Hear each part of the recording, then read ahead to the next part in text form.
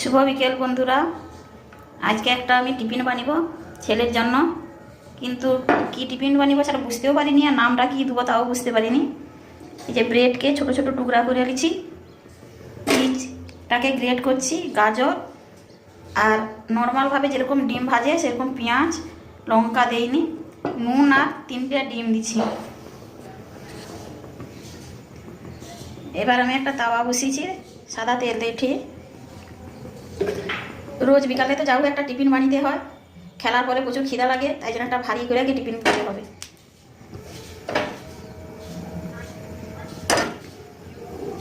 এবার আমি ডিমটা দেবো, হাফ দিচ্ছি আর হাফ রাখছি, 3টে ডিম দিচ্ছি। এবার দেখো এর উপরে আমি রুটি টুকরাগুলো দিয়ে দিচ্ছি। প্রত্যেকদিন আবার নিত্য নতুনভাবে কী টিফিন বানিব।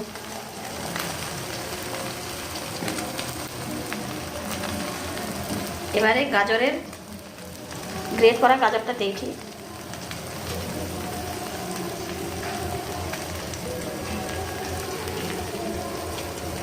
এবার গ্রেট করা চিজের এই যে এগুলো দিয়ে দেখি।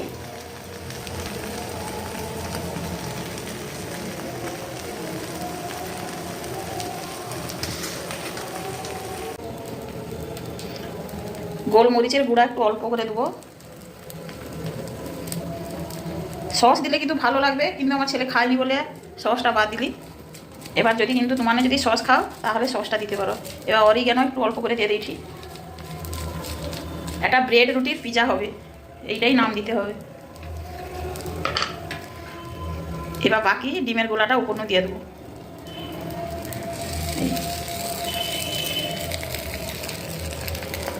দিয়ে এবার উল্টি দেবো।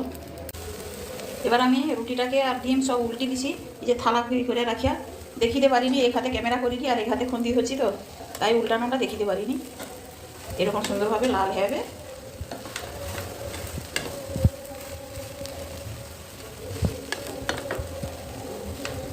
এইরকম বিকালে বা সকালে একটা বাচ্চাকে যদি এরকম টিফিন করে দেওয়া যায়, বাচ্চা একবারে মন খুশি হয়ে করে খাবে।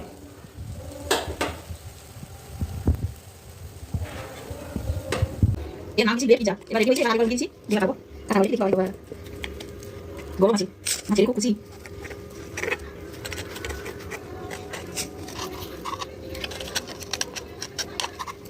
গরম আছে কিছু করে দেবেন। গরম বাবা, এই যে কিছু করে দুটা চিজুলা হ্যাঁ আরেকটা একটু করে কাটি পাতা কিছু